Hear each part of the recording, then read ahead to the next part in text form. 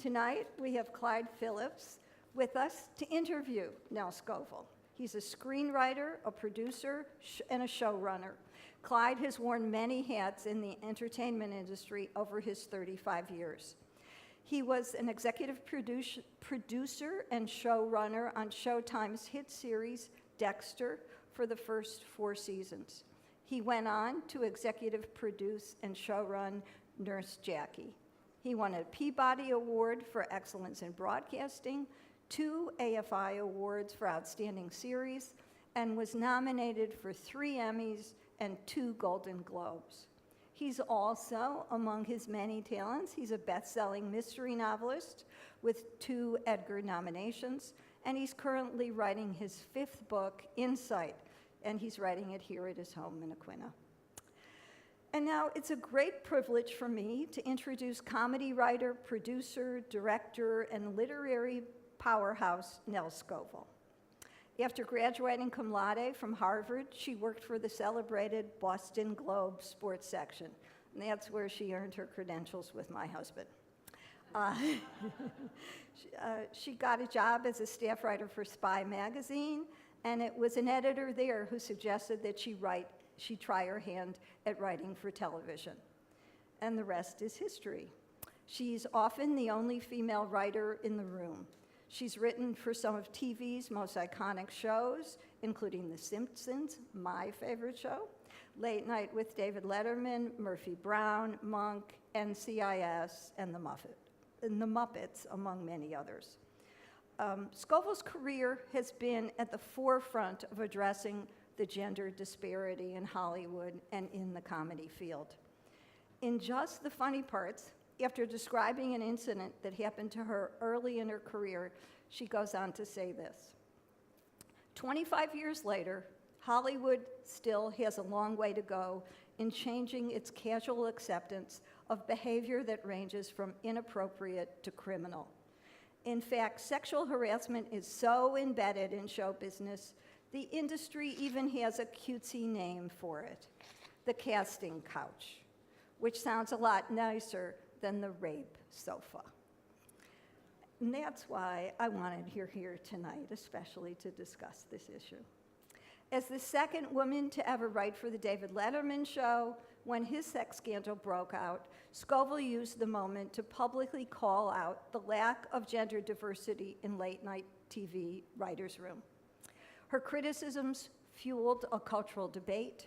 2 years later, Scovell collaborated with Sheryl Sandberg on speeches and later on the book, Lean In. So tonight, just as she does in her memoirs, Scovell and Phillips will dive into 3 of her favorite subjects: comedy, writing, and equality. But before we bring them up on the stage, we want to take a minute and share with you, Nell would like to share with you some of the clips from people that you might know where she wrote the jokes for.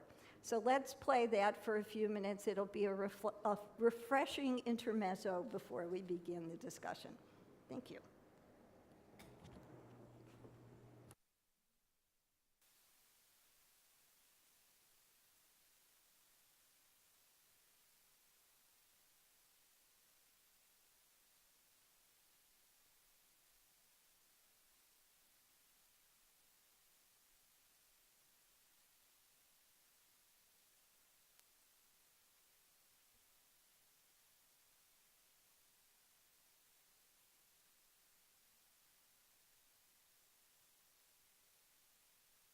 God tells me I should never miss a chance to reintroduce myself to the American people. My name is Barack Obama. My mother was born in Kansas. My father was born in Kenya. And I was born, of course, in Hawaii.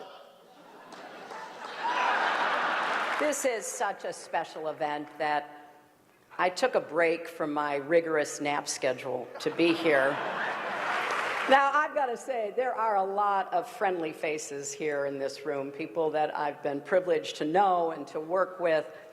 I just want to put you all in a basket of adorables. What a 2017 it's been so far, huh, guys? Hillary Clinton sworn in as president. Yeah. For a week after President Clinton won, we all heard a loud buzzing noise.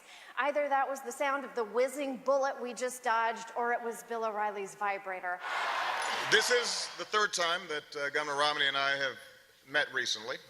As some of you may have noticed, I had a lot more energy in our second debate. I felt really well rested after the nice long nap I had in the first debate. Everybody loves Michelle.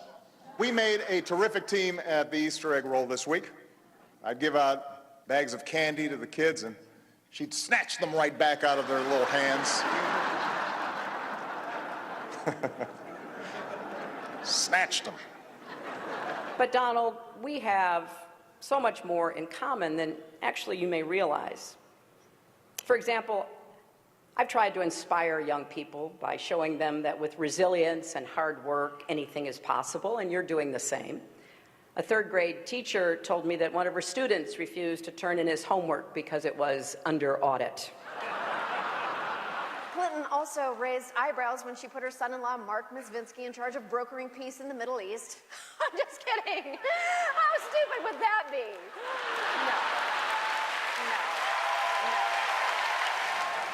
And if Donald does win, it'll be awkward at the annual President's Day photo when all the former presidents gather at the White House, and not just with Bill.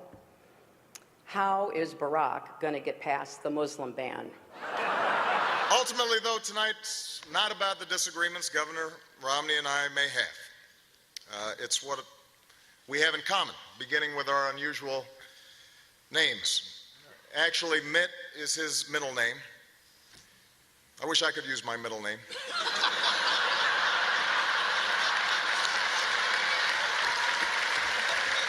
We also both have degrees from Harvard. I have one. He has two. What a snob. I was, of course, surprised when she opened an embassy in Pyongyang, but then I saw who she appointed ambassador. Anthony Weiner's gonna miss the internet. I've even let down my key core constituency, movie stars. Just the other day, Matt Damon. I love Matt Damon. Love the guy. Matt Damon said he was disappointed in my performance. Well, Matt, I just saw the Adjustment Bureau, so right back at you, buddy. If there's one message that echoes from this dinner, let it be that men's rights are human rights, and human rights are men's rights once and for all. Thank you, God bless, and don't forget to tip your waiter, James Comey. Obama out.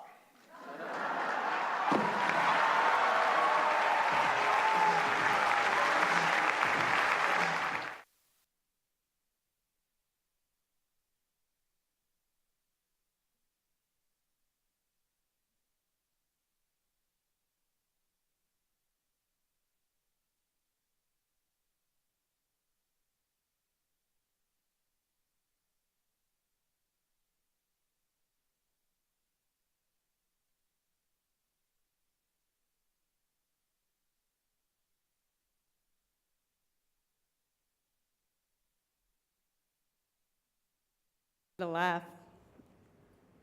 Is that better? Okay. Test, okay? Great.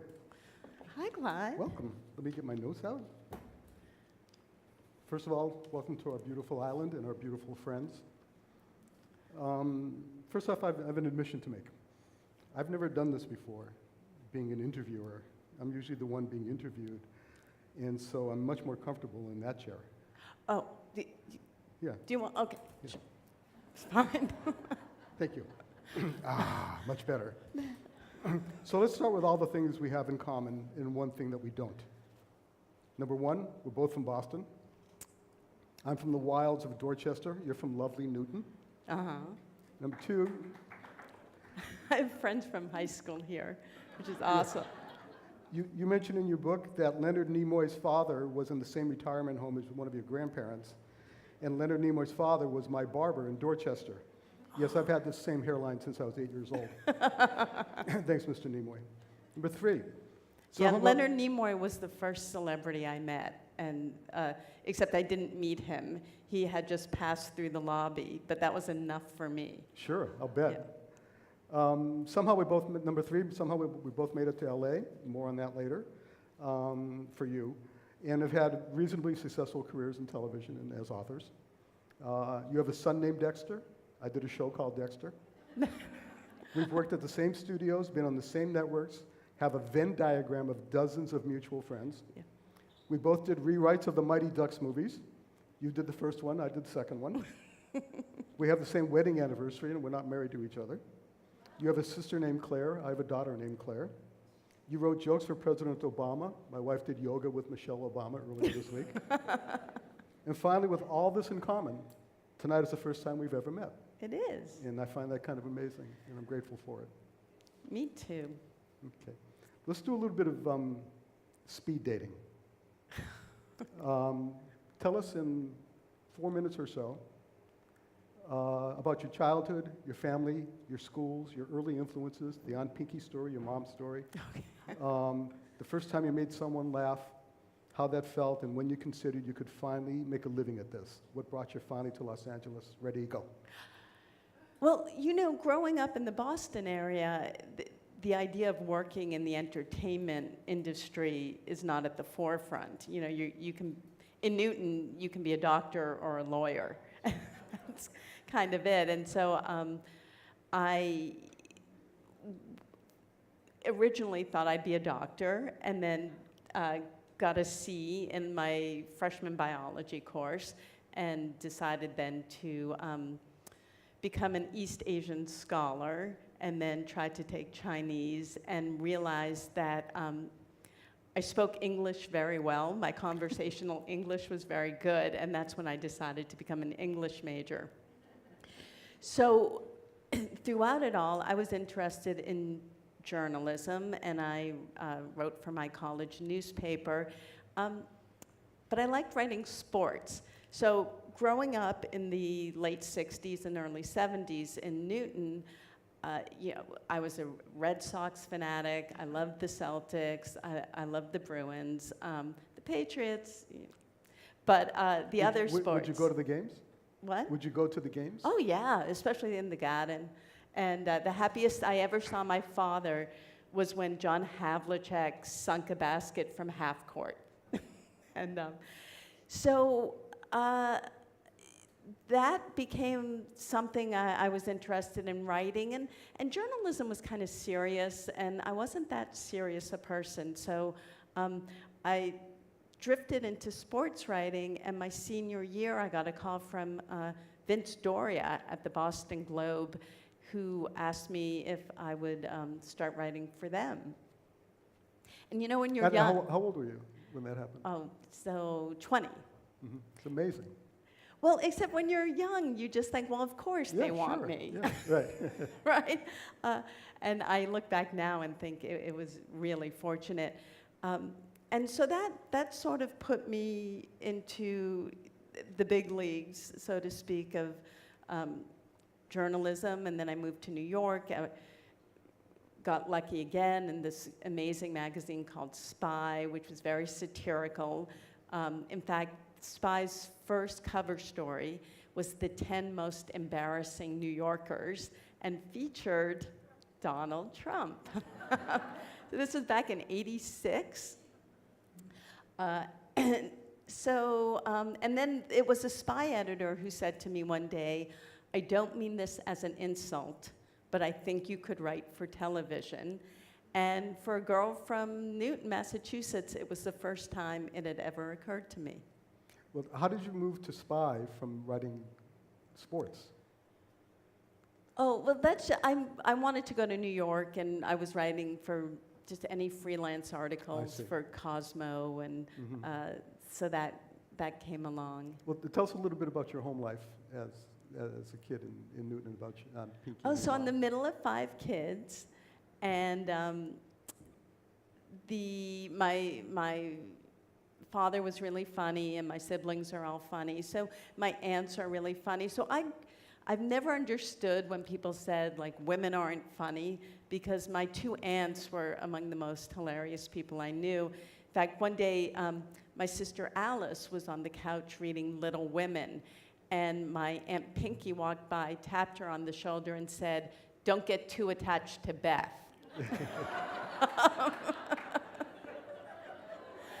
I mean, they were snarky, and they got so much positive attention for being funny that, you know, I always wanted to be funny. And in fact, my mom went to my second grade parent-teacher association, I'm sorry, the parent-teacher meeting, and my second grade teacher said to my mom, "Nell makes too many jokes in class.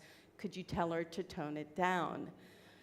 So my mom delivered the message on my 40th birthday. And by then I'd created Sabrina the Teenage Witch and written for Bob Newhart and David Letterman and Homer Simpson. And so I was really lucky that it was encouraged to be funny. Yeah, there's a well-known memoir, I don't know if you know about it, by a miserable writer who didn't make a success as being a television writer, and it's called Cursed by a Happy Childhood. But you've had a happy childhood and not cursed by it. I did. That's great. Yeah, although sometimes I'm jealous by writers who grew up in like Southern Gothic families where their uncles were alcoholics or vampires or whatever they do down there. But I don't think you have to suffer to be funny. I think, I agree with Kurt Vonnegut, who said, some people are funny, some are not. It's Right. just 7 words. But as you can see, Nell is amazingly gifted when it comes to comedy. So I'll basically be her straight man for the first half of this evening. Nell, you structure your book with a sort of show business trope. Will you tell us what that is and what it means? Right, so just as my career was starting to take off, I was working on a sitcom named Coach. Do people know Coach? Yeah, with Craig T. Nelson. And I was feeling pretty good about myself. And I was with a friend who's a writer, who was a little older. We were walking on the Universal back lot. And he said to me, "Do you know the 4 stages of every writer's career?" And I said, "No." And he said, "Well, I'll use you as an example. The 4 stages are, who is Nell Scovell? Get me Nell Scovell. Get me a younger, cheaper Nell Scovell. And who is Nell Scovell?" And in an instant, I actually glimpsed the future. I knew it was true because I knew some older writers who were grumbling about the younger writers coming up. So the book is set up in those 4 sections, but the twist, which I'll spoil, is the final Who is Nell Scovell was supposed to be me heading off to obscurity, and instead when it became an existential question of whether I was going to stand up for other women who had been struggling and for the causes I cared about. And Well, you've kind of lapped yourself in that trope because it's now Get Me Nell Scovell again. well, I hope you loop around maybe. Right, right. That's the hope. So from Spy to Vanity Fair to Los Angeles. In your book, you talk about writing a spec script, which is a script you write on speculation for no money. And it being so well received, it landed you a job on It's Gary Shandling Show. It's the Gary Shandling Show. Yeah, so that was Gary Shandling's first show before he did Larry Sanders. Well, that never happens. People write spec scripts all the time. They usually, when I talk to people about writing spec scripts, they say, don't write for the show you want to work on because you're not going to be able to write it as well as the writers who already do it. But they loved it, and you got a job on it. Yeah, when I finally met Gary, he said to me, "You write like a guy," which was the ultimate compliment. And I think he was pleased. Like, I remember one joke was Gary was fixing something in the kitchen, and a friend comes in and says, "Do you need an extra pair of hands?" And Gary says, "That would double my sex life." So I think he was impressed that a girl wrote a dick joke. So as we talk tonight, I'm not going to have all the many shows you worked on in the right chronological order. So feel free to straighten me out whenever you need to. You worked on what we call today the reboot of the Smothers Brothers Comedy Hour, what we Yeah. would call today a reboot. Many would consider that a great gig. How did you get it? But it was kind of a misunderstanding. I had applied to be a writer at the Letterman show, and I did have an agent based on my spy articles, which were humorous. And my agent had sent the executive producer of the Smothers Brothers show my Letterman application. And I think he thought I had written the Letterman show. But I was secretly happy because it meant my stuff was good enough that he thought it belonged. And it was only years later that I actually did get hired on Letterman. So There's a really powerful passage in your book. There's a very dark story related to your time on that show, yeah. which will lend itself to a larger and more important theme of your book and of this evening. Would you please share that story in as much detail as you're comfortable with? And by the way, it's all in the book and names are named. So there was a head writer on the Smothers Brothers show, and I'll say his name was Jim Stafford. People know him because he had a big hit in the 70s with this song, Spiders and Snakes. I don't know, does anyone remember that song? A few? Yeah, I don't like spiders and snakes. Well, I really don't like spiders and snakes. And he was married to Bobby Gentry. Yeah, briefly. Yeah. I think they got married. She was pregnant. They got married, and before the baby was born, They threw it off the had split. Tallahatchie. They threw it off the Tallahatchie Bridge. So he cornered me at a pool party and sexually assaulted me, and it's a very nuanced, weird story. It's funny when it was one of the first chapters I wrote when I was selling my book 3 years ago, and I was so nervous about telling the story. And then the October before my book came out in March, of course, all the Me Too stories started exploding, and then I couldn't wait to get my story out there and lend my voice, because I think people have this reaction where you look at someone who's successful and think, well, nothing bad ever happened to them. And it was a story I really wanted to tell because even when I was walking to my car, I know so many young women think like I was stupid or why did I let that happen? I knew I had been manipulated. I knew I had been taken advantage of. You've been assaulted. Yeah, and I did not for a second blame myself. Good for you. That's Yeah. great. And also, you in your typical comedic fashion, why haven't you seen him in 25 years? Oh, that's right. Well, he spends most of his time in Branson, Missouri, and I you're don't not get going there there. very Right. often. But it is funny, right? The story is actually funny, and I wanted Well, it to be funny of what happened, because That's what you bring to it. Yes. Well, there's that great quote from Herb Gardner's "A Thousand Clowns," where Clowns, he yes. says, if life isn't funny, then things are just what they are, and then life is like a long dental appointment. Okay, so jumping around a little bit, you are now a working writer in Hollywood with a few shows under your belt, and then a dream job offer came along, and you chose to drop it all in Hollywood and move back to New York. Walk us through what you were doing in LA and what the dream job was, and then please tell us about your experience on the show. So I worked on, my big break in sitcom was working on the last season of Newhart. So I was there for that fun finale with Suzanne Plachette Friend of and mine, Bob yeah. Newhart waking up in the old Chicago set. And I was about to start, or I had just started a job on a new sitcom when I got a call that David Letterman wanted to meet with me. And I had been sending them stuff in without anybody asking or even letting me know that it was received for years. So I was as shocked as anyone. But you know, this was 1990, and he was the gold standard in snarky TV comedy. And so many great writers had passed through his show that I wanted to work on it. I still remember my first entry for the any top 10 list. Oh, I know this list. And it was the top 10 least popular summer camps.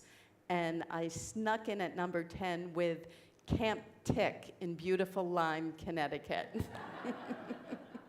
And he would walk by your office and nod to you?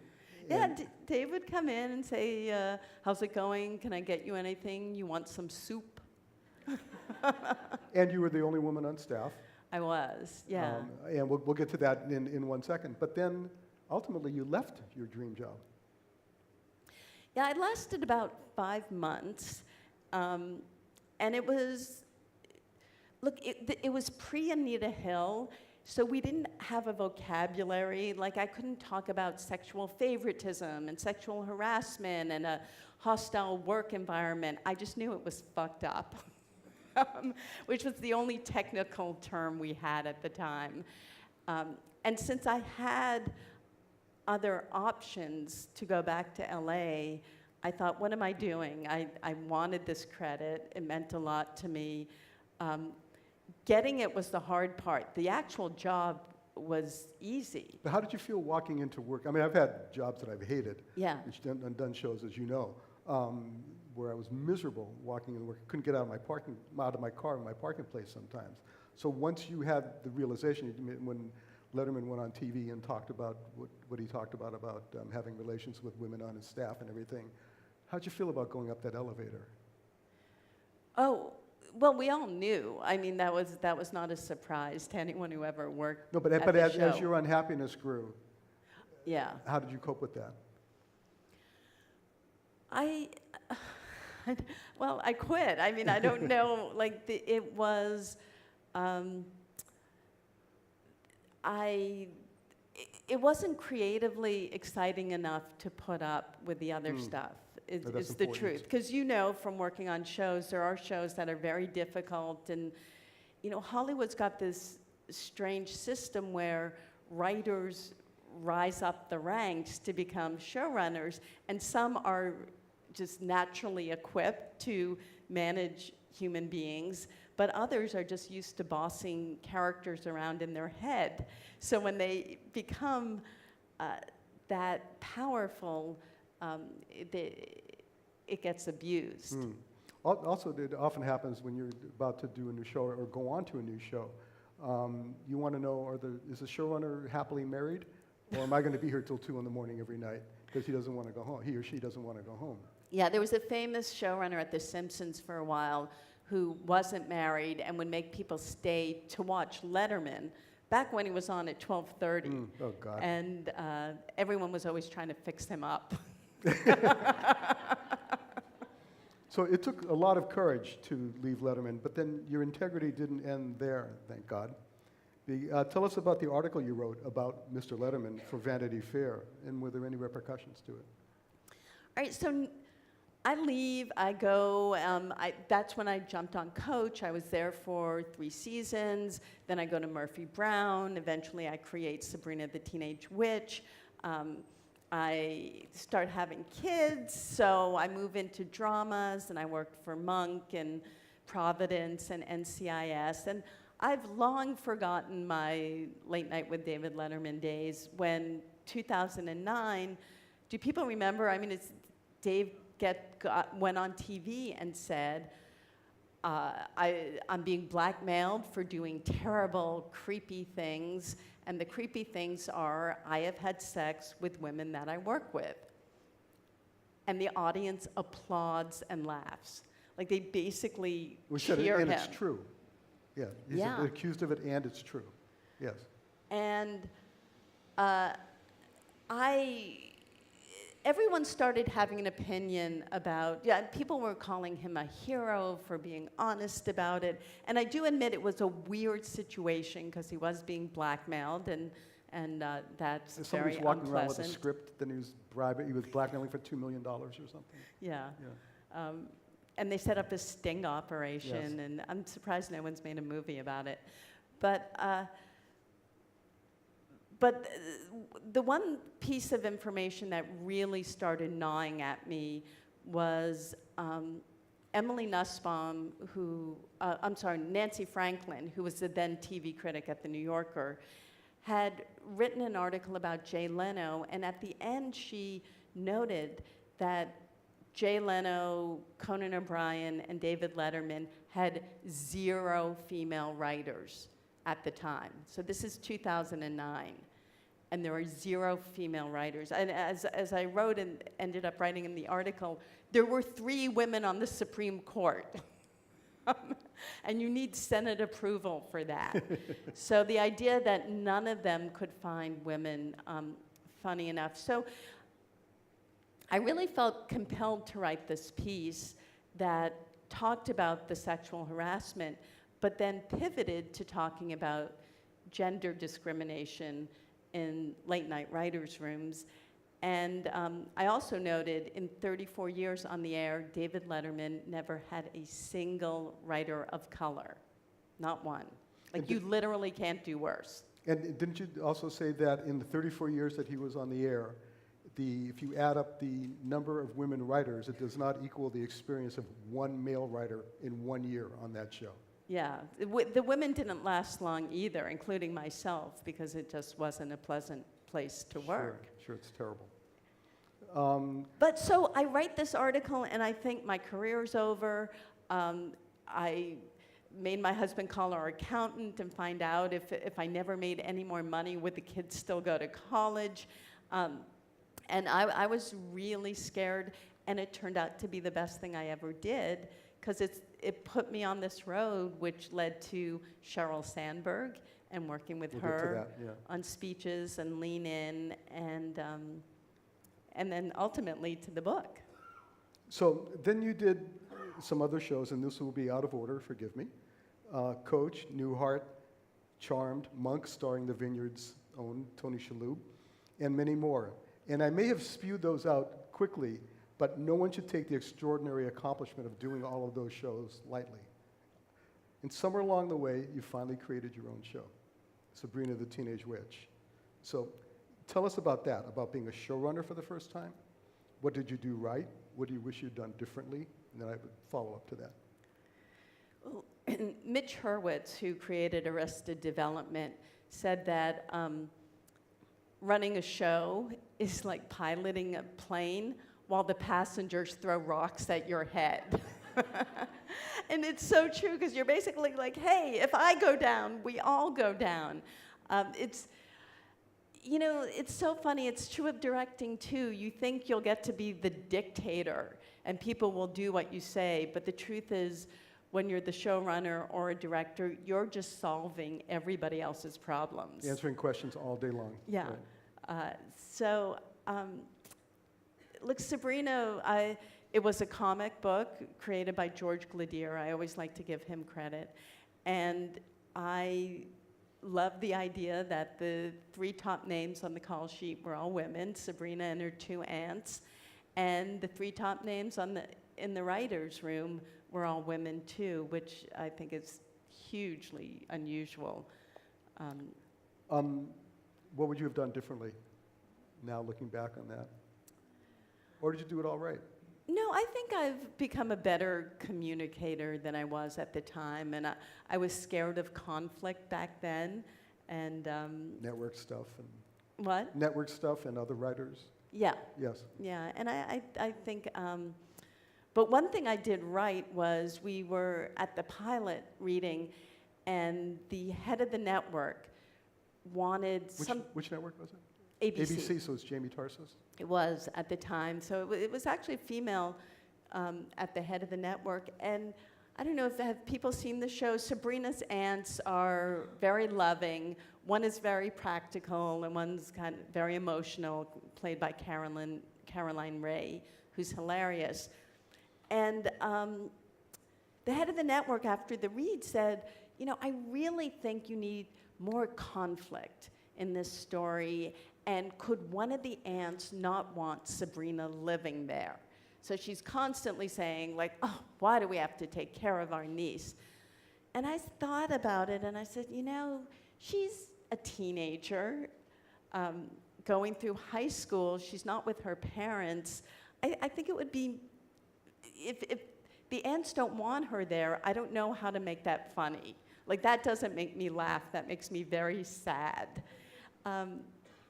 And I fought that fight, and I won. So Yes, but then you had, the show was picked up for several more seasons, but you left after the first season. yeah, Why was that? it's a long, sad story in the book. I was very tired. I had to write half the episodes because, you know, a new show, it's really hard to capture the voice. And The first year of a television show is the hardest job in Yeah. all the show business. Yeah.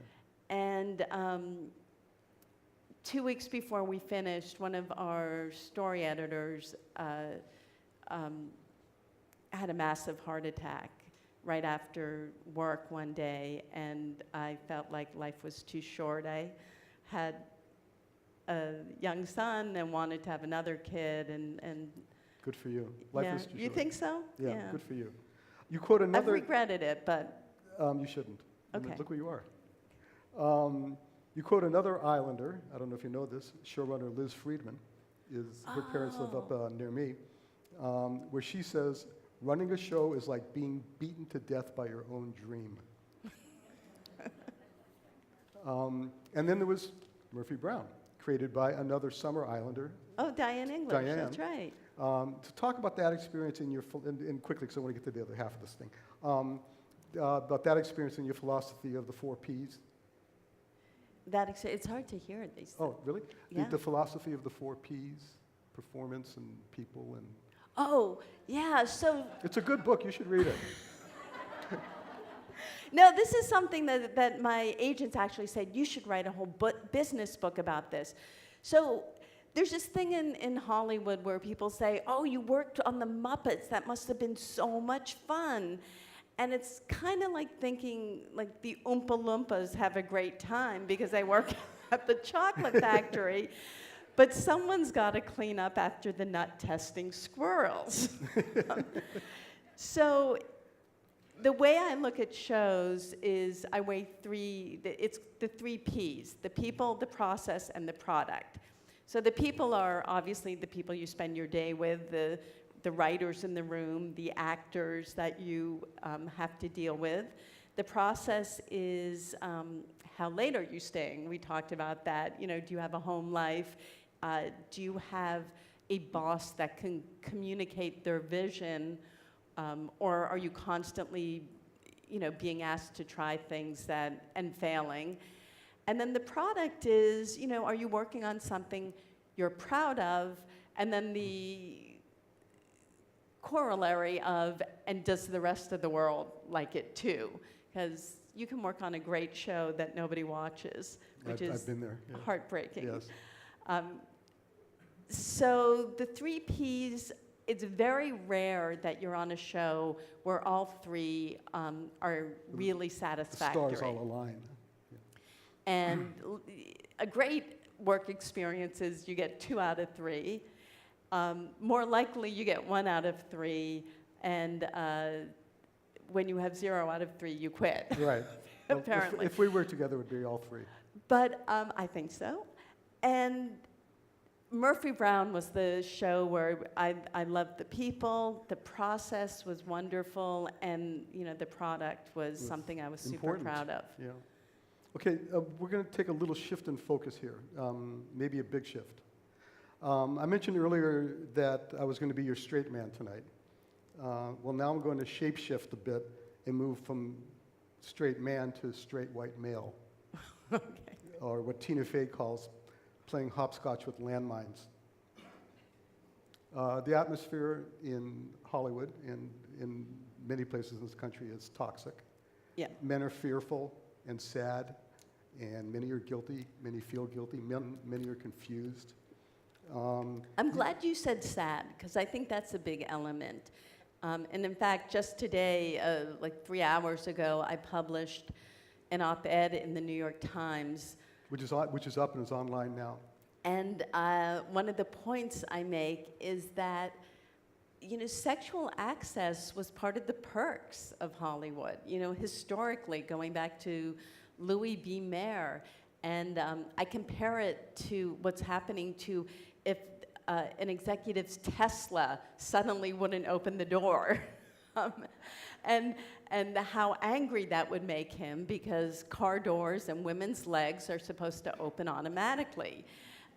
And so I think it's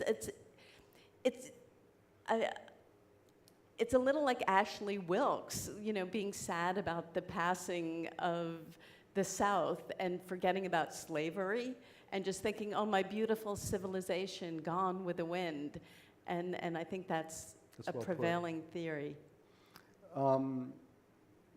You've talked about very often being, and often you were, the only woman in the room, the tokenism and the short-sightedness of it. And it seems like you were almost always swimming up a cold and lonely stream.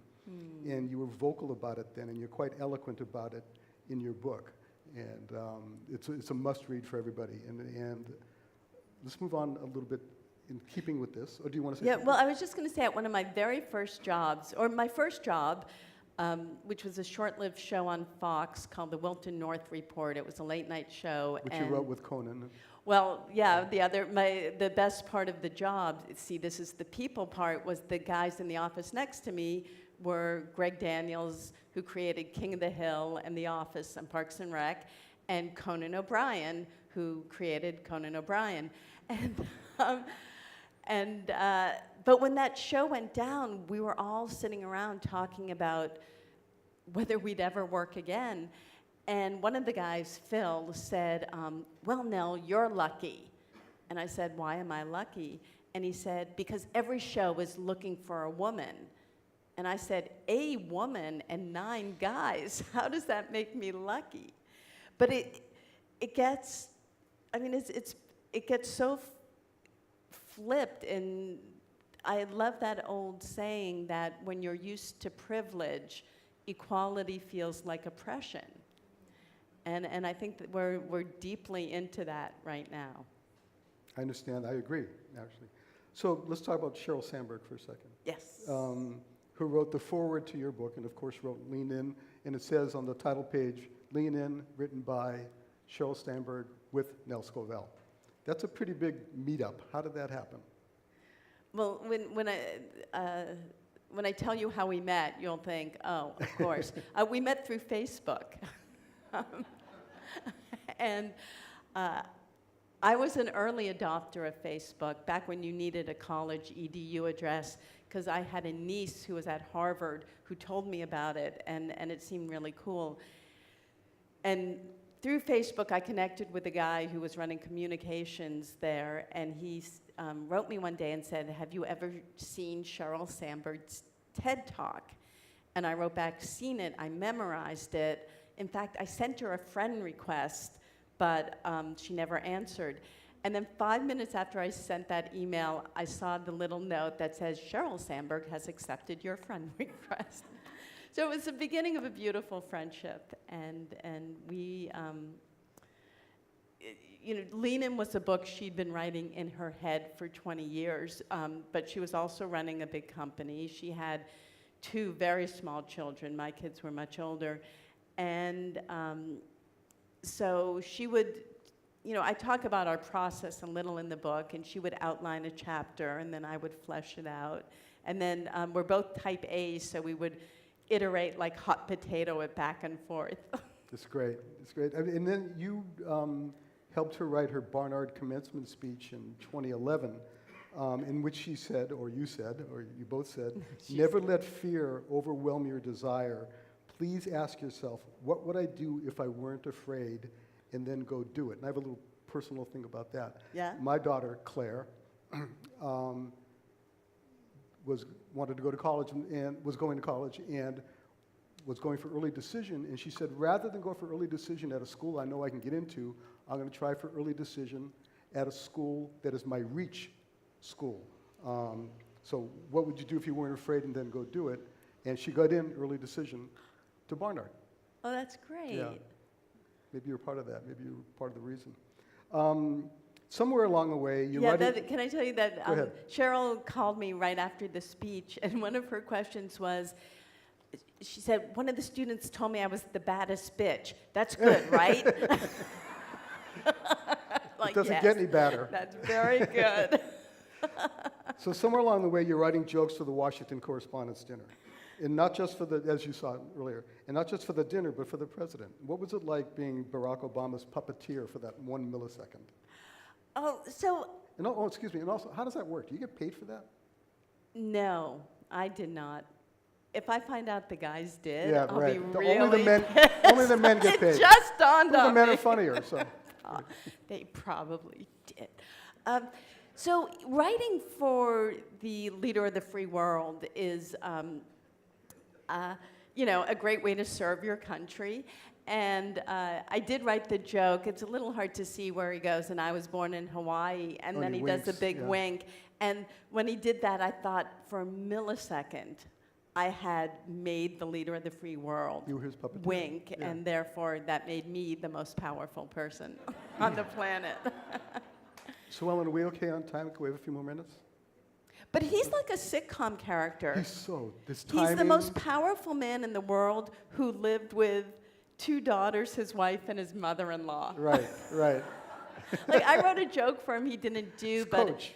but he said it was like, my approval rating's at 52, but I live with my mother-in-law, so I'm surprised I have any approval rating at all. Yeah, I get that too. When I finish running a show and I'm in charge of 200 people and I have to come home and clean the rain gutters. Right. Yeah. So, with all that we've covered, let's talk about the elephant in the room, in other rooms, and in this and other businesses: sexual harassment, and/or using one's position of power to influence or bully someone else into doing his or her, mainly his, bidding. Yeah. When do you fight? How hard do you fight? How do you push back? Yeah, so someone once said to me, like, Nell, you must be so happy about Me Too. I was like, happy? I think this is happening because women felt they had nothing left to lose.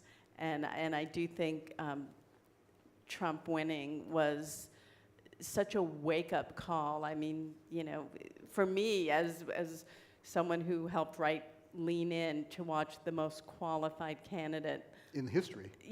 lose. I mean, whether you agree with all her policies or not, lose to this guy who since '86 I have been making fun of. I mean, Spy Magazine was the one who came up with short-fingered vulgarian, which started the whole small hands thing. So I think there's a Zora Neale Hurston quote, which is, if you are silent about your pain, they will kill you and say you enjoyed it. And so I think women speaking out now is about survival. Gloria Steinem said that the most dangerous time for any woman in a domestic abuse situation is between the time she's decided to leave and she gets out. Actually does, yeah. And that's the moment when the partner will do anything to keep her in. And she feels like we're in that place as a society that and with Hillary, like almost out that door, and then, just got kicked in the head and Yeah. pulled back in. Yeah. I'm going to skip over a couple questions so we can get Okay. to audience questions. So what's to be done? Let me continue the question. How should change be implemented? Mandates, quotas? Because many, if not most of our colleagues seem to already be woke, if you will, to the idea of past mistakes and the need for a change, while others have no clue and their progress is glacial at best. So what do we do? Well, the two things I would say is, one is I don't think it's a pipeline problem. In my book, I talk about the broken doorbell problem, yeah. which is, I think the talent is out there. Women, people of color who are really capable, able to do any of these jobs are, pressing the buzzer and no one's answering the door. And instead they do, programs to find talent and nurture talent. The talent is out there, and it just needs to be used. And the second thing is, I think men need to co-lead the women's movement. That's a great point. Yeah. That's an applause line. And in fact, there's a great book called Suffragents that just came out, written by Brooke Kroger, who teaches at NYU. And it's about men really pushed suffrage over the finish line. They were mostly the husbands and brothers of these women. Some of them were very influential Wall Street men, and so they supported these women. And what's amazing about this story is once the women got the vote, the men sort of receded and said, "You take the credit." But I don't think a change will happen until it's both genders demand it.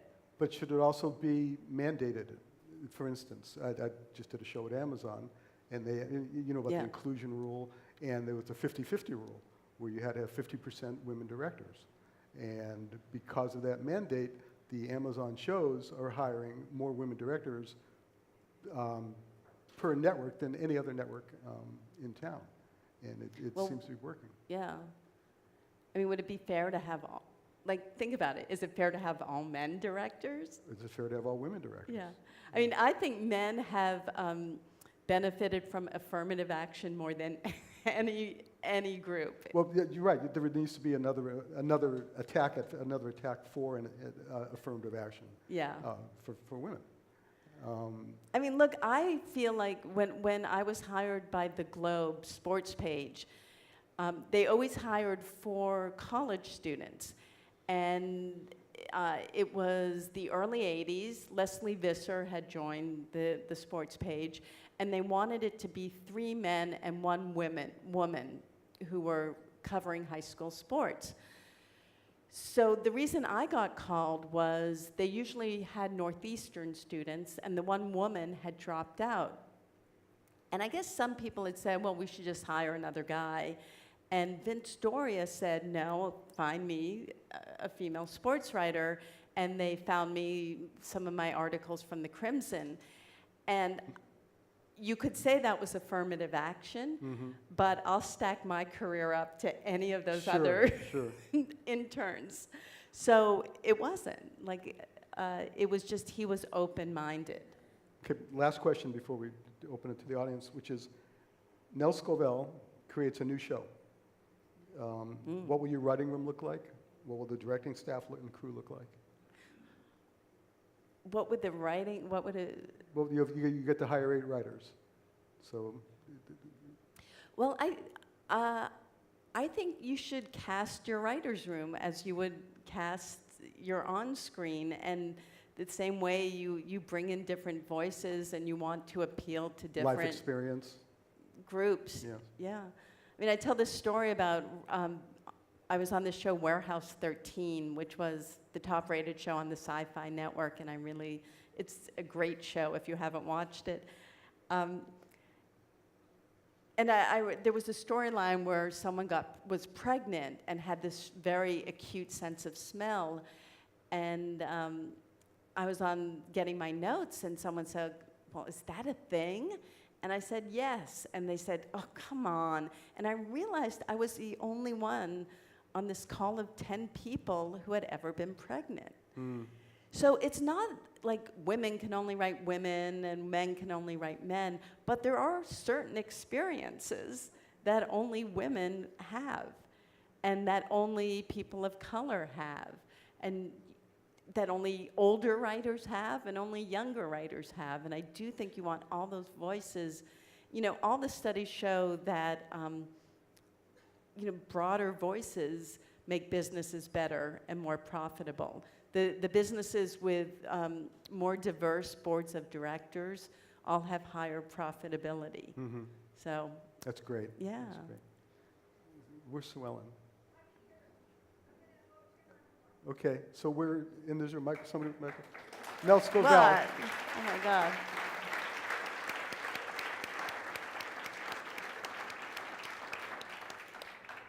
So we're open to questions. This person right here on the aisle?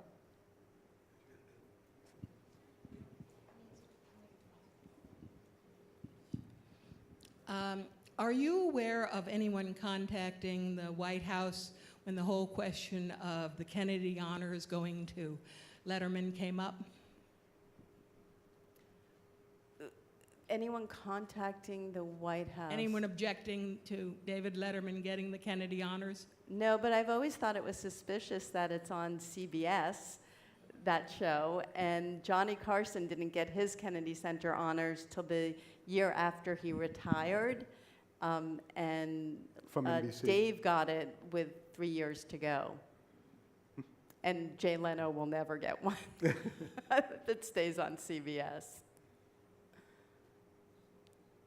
Well, let me ask the group, because people always ask me, do I think David Letterman could still get away with it if he made the announcement today? So can I see a hand of people who think that it would be a very different reaction today? Okay, and people who think that it would be the same? All right, no, well, that gives me hope. Maybe it has changed. Anybody? Yes, back there?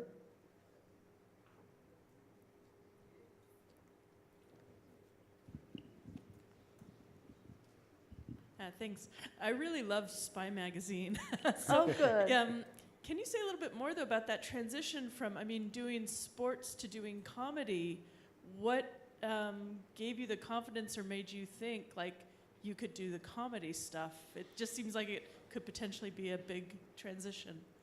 Well, sports, you don't just want to report the scores, because that's boring. So sports is the one place in the paper where they really do encourage creativity, right? And because you've got to, it's the thrill of victory and the agony of defeat. Like, sports are really emotional.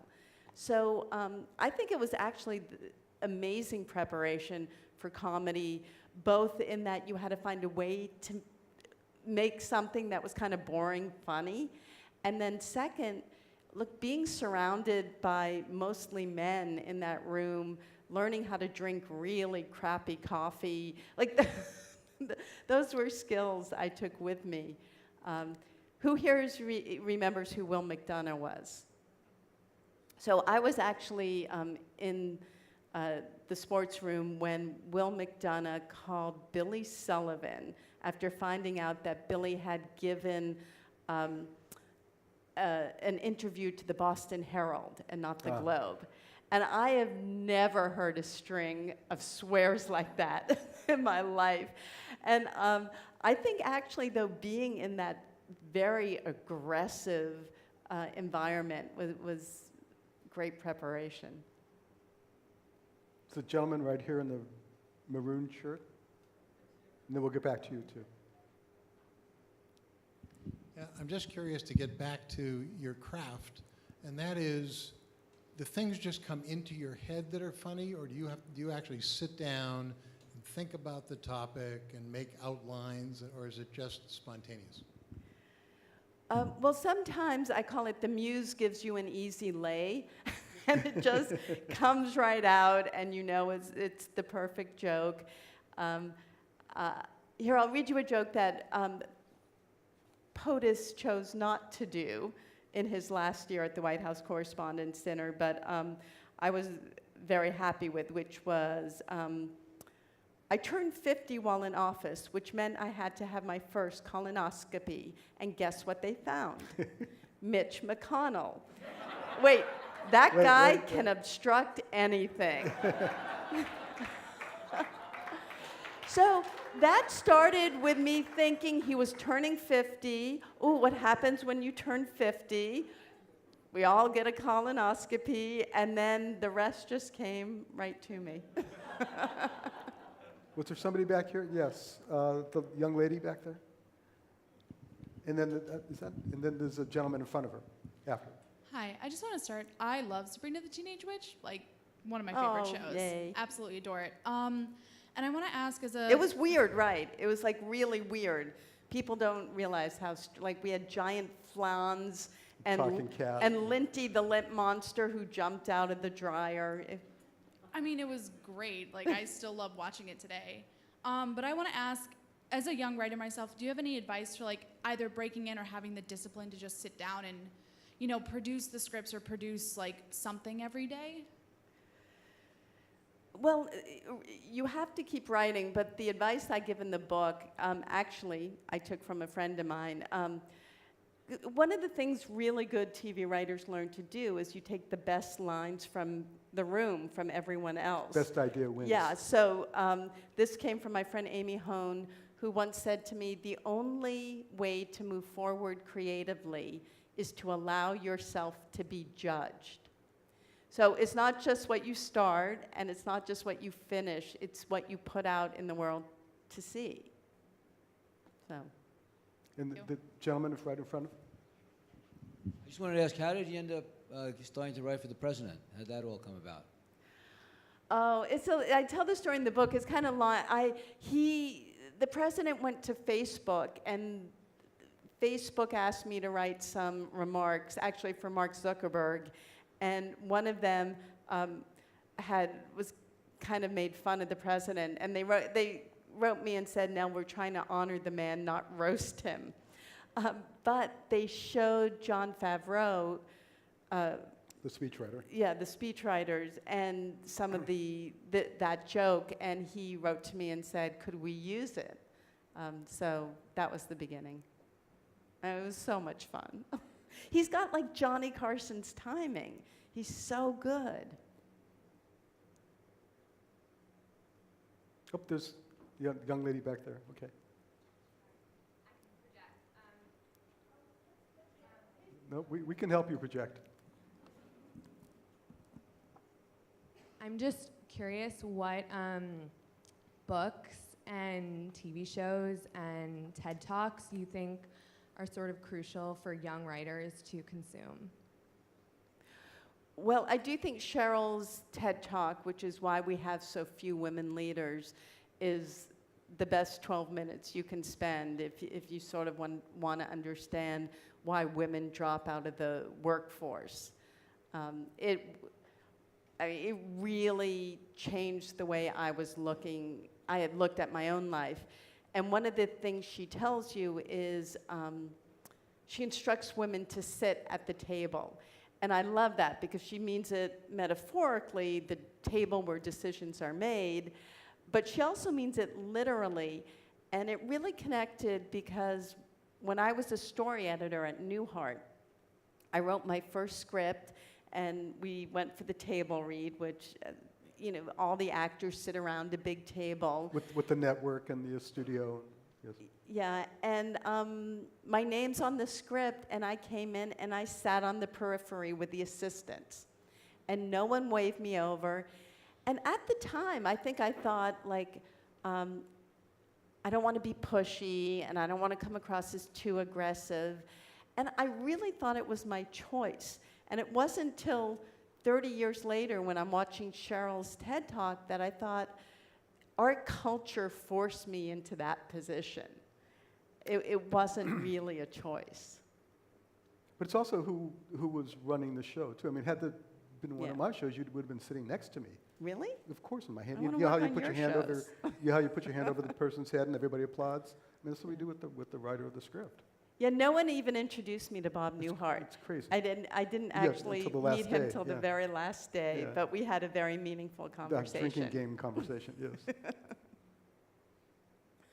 Come on, don't you guys want to know what Miss Piggy is like?